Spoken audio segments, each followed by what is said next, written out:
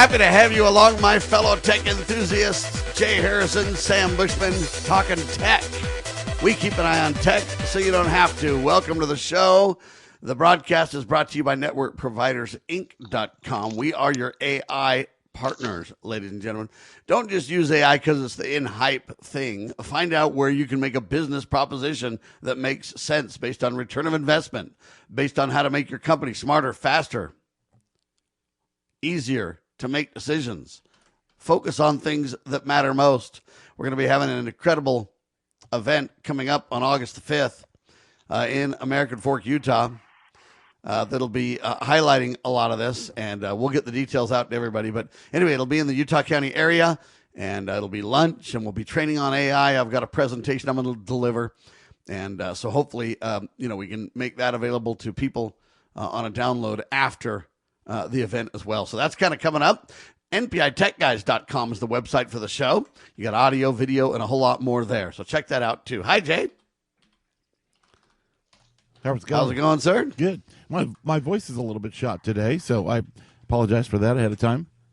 All right. No worries for that. All you got to do is get some lemon and honey, and you'll be good to go, my friend. Well, I'm not even sick. I just lost my voice Wednesday morning for some reason. I don't know.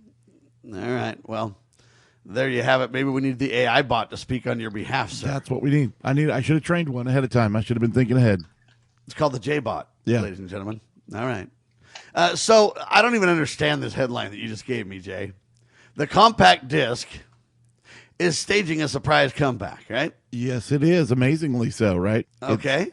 CDs are making a comeback, especially among Gen Z and the Alpha Gen, after years of declining popularity. In fact, they are outpacing vinyl's growth by a wide margin. Now, vinyl has kind of come back, and people are buying records and everything else. But no, CDs are making a big comeback. Record stores are seeing young customers buying CDs instead of vinyl, a shift that surprised retailers. This is all happening in 2026. Is it happening because CDs are cheaper? Is it happening because they're smaller and sound better? Is it happening because there's easier equipment to... I mean, what do you think drives this? Well, I think there's a lot to it. I think one of the big things that recently is Sony announcing, and you've probably seen this all over, where people had libraries in their PS4 or whatever it was, and they had bought movies as well, and Sony lost some licensing deal or whatever. I don't know what the deal was, but they said there was like 550 movies that if you had bought any of these movies, they were just removing them from your device. It doesn't matter that you bought them. You didn't rent them. Yeah. You had them. And there could be a big lawsuit about that, because if I bought them and I own them, you can't just delete my private property. Well, no, there won't be a lawsuit over that, because if you really read down in the terms and conditions, you don't own anything. Yeah, you don't really own anything. Oh, shoot. Okay, there you go. Yeah, sorry, people. They might get a class action or something that people thought they were, but as far as they've got it covered under their terms and conditions. But there's better audio quality than streaming on CDs. The physical ownership, the album art, the liner notes. Young drivers are inheriting cars that have CD players in them. Older cars. Now that's interesting, because any car I have that has a CD player in it, the CD player's broke. I drive a car that has a CD player in it, and as far as I know, it works. I barely ever use it, but I'm sure it does. Come on, Jay, get on it, buddy. You got to throw back. What I want to test, and I haven't done this on this vehicle, is it does an MP3 CD work in there, because that actually is a killer app, and it was a format that was never actually officially supported anywhere. But a lot of people in the 2000s, a lot of manufacturers started making not just vehicles, but DVD players and all kinds of CD players, and even that shelf would play systems. MP3s, and you could literally have a massive owned library of MP3s that way too. Yeah, that was pretty cool, and they played great. Now they say CDs are much cheaper and smaller than vinyl. That's part of the reason too. It's also true, yeah. And, they never really experienced CDs, so it makes the format feel new, but also vintage and cool. According to Illuminate, CD sales increased 16% in 2026, compared to 2.4% growth for vinyl. It's interesting that the CDs that are being focused on, right? Yeah. Even used CDs are also booming. The popularities for 1990s rock is crazy. You got Jeff Buckley, Alice in Chains. There's tons of CDs. Thrift store CDs are going crazy, and DVDs, because people are buying their libraries. They want physical media. Increase even for players has increased. So retailers and thrift stores are seeing supplies harder to find. Major artists are embracing the new trend. Taylor Swift. Even the Swifties are all over this, Jay. Yes, sir. Taylor Swift released a new limited edition CDs, and BTS has significantly boosted CD sales this year. Yeah, what I've started to see too, and this is interesting, I would go to different plays and different events, like in Branson, Missouri, and different things, and they started to sell little thumb drives with a ton of MP3 and MP4, so audio and video. You can get all their albums or all their concerts or all their whatever on thumb drives. Thumb drives are a lot more expensive in a way, but yet now fans are wanting a collectible when they go to a concert, so they'll buy a CD or they'll buy one of these thumb drives, and they're inexpensive to manufacture, to sell. Guys like you and I can even duplicate them or create them. We work with a CD and DVD company that dupes things for us a lot. Fans appreciate the deluxe packaging and artwork on these things. Some fans even share a single CD between friends, echoing, this is interesting, how music was shared before streaming. I think that's really cool. Right. The resurgence mirrors the vinyl revival. Are they going to start doing 8-tracks, Jay? I don't think so. I think CDs have met a very sweet spot of where they're very cheap to make. I mean, just a plastic. You can burn them yourself, so it puts control back into people if they want to. But it's also something tangible. Like you go to an event, and it's like a photograph, like a Polaroid or something in your hand. It's not just a digital thing that you put away and you don't think about it again, and it's somewhere on your phone maybe. You have a physical piece. It also is kind of a receipt of ownership. I've heard of these guys that, they do gaming or whatever, and they will download ROMs and emulators, but they'll go buy a physical copy of it either at a thrift store or wherever, because it gives them a receipt that says, I actually own this game, so I can back it up or have an emulator anywhere I want legally, 100% legally. So there's a lot of reasons why people like this physical media comeback. I personally support it and think it's great. I understand the digital world's here, and I understand it should live alongside, but I really do like the fact that you have, DVDs. I really think the MD market, speaking of that, the MD market should have taken off, Jay. MDs are great. Oh, yeah. They're actually better. Just nobody ever even knows of them. MDs are, they look like the old floppy, sort of the small, they're in a hard case, but they're even smaller. They're, I don't even know, 2.5 inches or something square. Yeah, they're like a camera cassette in a lot of ways. Yeah, and they're a CD that's encased in a cassette, but they're owned by Sony, and just like Betamax and everything else before it, they had hard licensing on it. It was never an open standard, and so it just kind of died. And when are they going to learn? They always come out with this incredible technology, but they lock it so hard down that nobody wants it, nobody likes it, and something else comes out cheaper and faster, and they lose the game. They've done it so many times. When are they going to get a clue, Jay? Well, even in the gaming industry, you have people that are releasing software and stuff to the open source. Red Alert did that recently. You saw Will Wright, the guy that made SimCity. He released one of his original versions to just open source GitHub.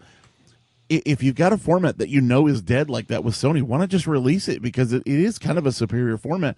Just release it and say, hey, anybody can use this now. You don't need licensing. But I'm saying at the get-go, though, when you come up with this new tech, though, don't lock it down so hard that people can't choose it or won't choose it. I mean, I'm just saying this. The beta could have went forward. These MDs could have went forward. The OS2 operating system could have went forward. But again, it's all these kind of same things, right? That's exactly right. I think there's a good balance. I look at, like, for example, the USB standard. It's a standard. You do have to pay for the logos and stuff, so there is kind of a consortium that's there. But also, if you just want to build USB cables, you can't put their logo on it, but you can make USB cables if you want. I think that's kind of a healthy balance. All I know is USB-C's taking the world by storm, and Apple got spanked on their format, and all it did is cost me a cord crisis. A cord crisis, I like that. I'm just saying, dude, I have cords everywhere that I can't use. And everywhere I go, I pull it up and like, nope, can't use that. Well, and I like it's just disaster. I like these new multi-tap cords. I've been buying these where you've got a USB-A on one end, and then you've got a C, a micro, lightning cable, and even a watch charger all on the other end. Yeah, it's incredible. And in fact, Jay got me a couple of these for my birthday. They're phenomenal. Yeah. Believe it or not, I'll tell you a little interesting story. Jay got me one of these for my birthday. And I opened the package, and it didn't say who it was from at first, so I didn't know who it was from, but I thought, man, this is cool. I thought it might be Jay because he always sends cool tech gifts, yeah. kind of thing. Yeah. And so I thought it was Jay, but I needed to check with him or whatever. But literally, I looked at that watch thing, and I'm like, man, what is this supposed to charge? And, I kind of understood it's a watch, but I'm just kind of, how universal is it or whatever? Anyway, long story short, it turns out that a buddy of mine, actually our producer, Zach, said, you know what? I need to charge this. Do you have the right cord for it? and it turns out that he forgot one of his chargers, and we were going on a trip on a business kind of event. We went to the. They're great for trips. Anyway, so long story short, I said, I don't know, but I bet I got a connector to fit it. And it turns out that the thing I just got in the mail literally 5 minutes before was the key to him being able to charge this thing. That's awesome. It was awesome. I'm just saying, it's a lot of fun. GM's coming up, man. What on earth is happening with GM, Jay? Oh, man. Give me a teaser, then we'll come back and talk about it. Well, the teaser is they are making more money on subscriptions than cars, maybe, you know? Oh, for heaven's sakes, ladies and gentlemen, what is this world coming to? Everything's a subscription. Subscription, a prescription for everything, right? Hold on. This is Tech Watch. We keep an eye on tech so you don't have to. Brought to you by Network Provider. Cybercrime is exploding. Take Sarah from Sweet Delights, whose world crumbled after having to close with not being able to bounce back. Small businesses are prime targets, but the right strategies can keep yours safe. Jay Hill, CEO of Network Providers, has co-authored The Cyber Playbook Simplifies Cybersecurity for Business Owners with Strategies to avoid costly breaches and fines, build a strong cyber attack response, secure your business with key protections. Cyber threats aren't slowing down, but you can stay ahead. Protect your business. Ensure its security for tomorrow. Get the Cyber Playbook today at networkprovidersinc.com/cyber-playbook or call 385-446-5500 now.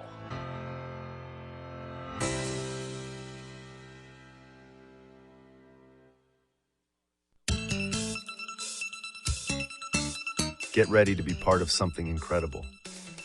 We're breaking barriers and delivering the powerful stories that mainstream media won't touch. Your support is what fuels our mission to revolutionize journalism and bring you the truth. Join our passionate community of changemakers by donating at libertynewsradio.com today. Together, we're creating the future of news.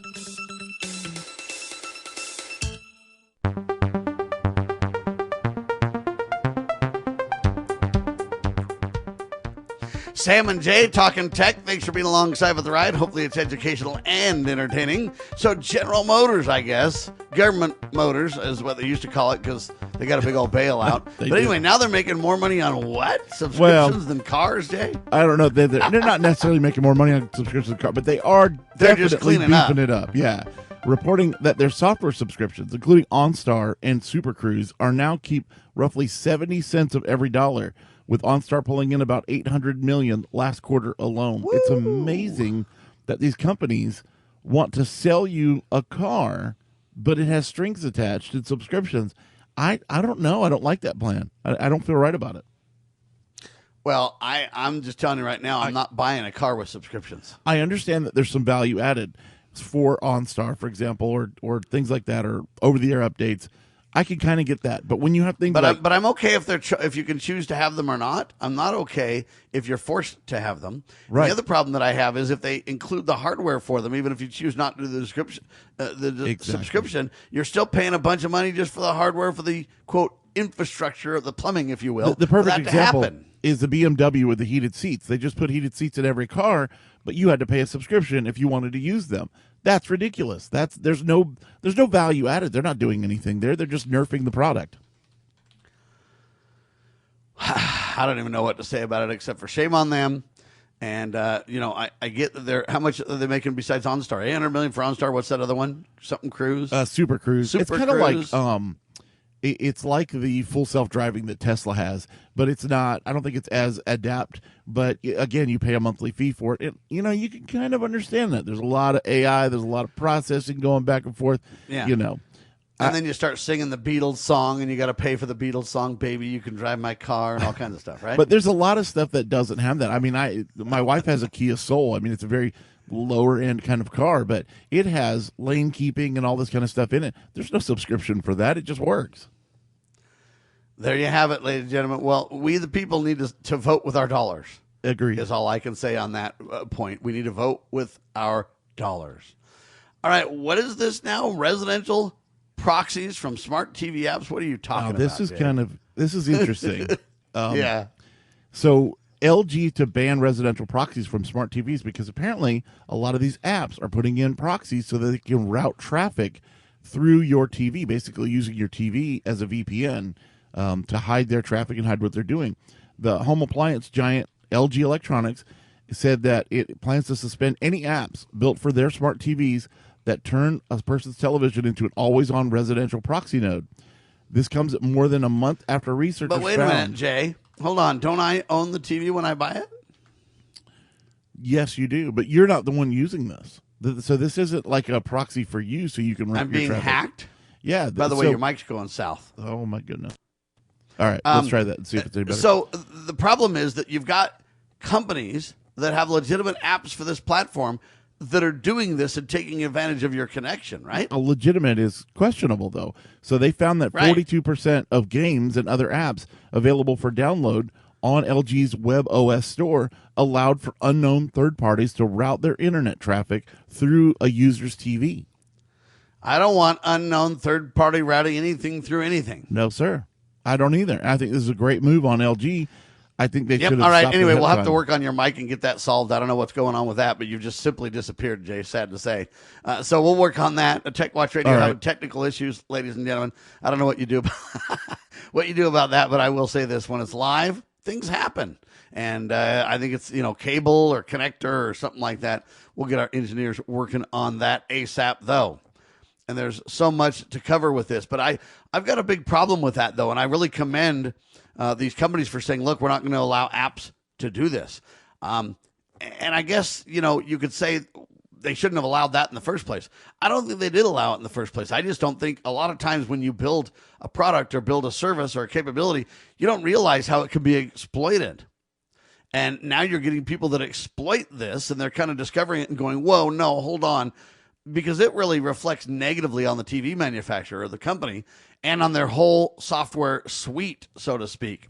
If you're not careful, people will just decide not to buy that TV at all. They'll be like, nope, I'm going to the Roku platform where this doesn't happen or whatever. And so this is a broader discussion, and this is a discussion where companies could get sued big time for allowing this to happen because it's basically, in a sense, someone's kind of hacking into your network and creating this, I'm going to call it malware, might be the best way to describe it, where it's doing something that no one ever intended, no one wanted it to do. How sinister it might be at first is it might not be too sinister. It might just be, hey, we want to use your connection because then we got a lot of bandwidth to do a lot of things, and it's for legitimate purposes.